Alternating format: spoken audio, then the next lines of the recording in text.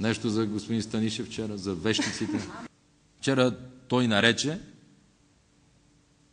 че така ще ги нарича. Цитирам Станишев, че и навън, и в Брюксел, и навсякъде в Европа ще нарича ставащото тук лов на вещици.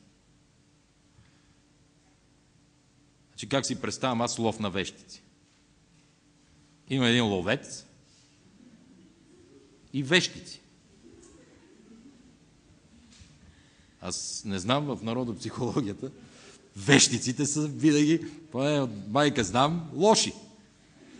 Вещиците крадат, правят измами, интриги.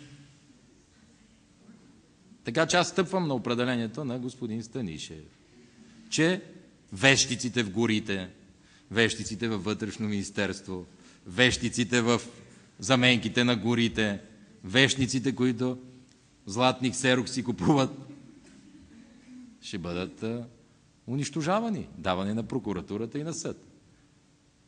Той сам си даде определение на неговите министри и на неговия кабинет. Вещици. И ми ще ги ловим вещиците и ще ги даваме на правосъдието да възтържествува правдата, господин Станишев. Вещици. Звучи добре. Даже тук, понеже много се дискутираше, да вижте една вещичка, за която той ще докладва сигурно за политическо гонение на вещички, е един Иво Николов. Той е мъжка вещица. Но гледайте какви заплати взима вещицата. Затова това към симпатизантите на БСП да знаят как се бори с кризата техния премиер, на неговите приятели.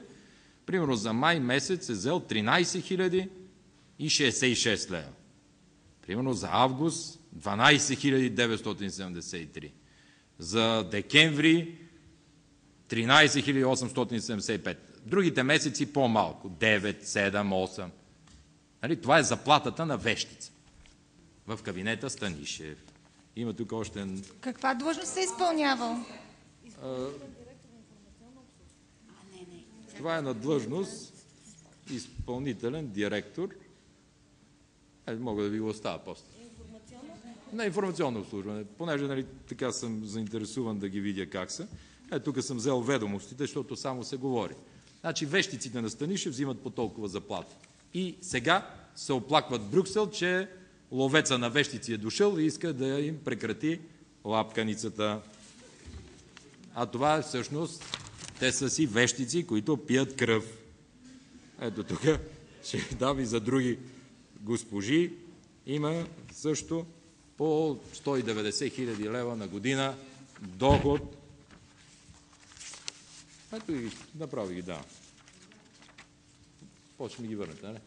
Ники, вземи ги, защото съм ги взел от счетоводството, за да няма да приказват, че не е верно. Заплати на вещички. Какво е постигнал кабинета Станишев и за това, ако това не са неговите хора и с това ще приключа, ако някой ден ми извадите, че аз съм дал на някой подобна заплата или съм направил такова безобразие, не ми говорете.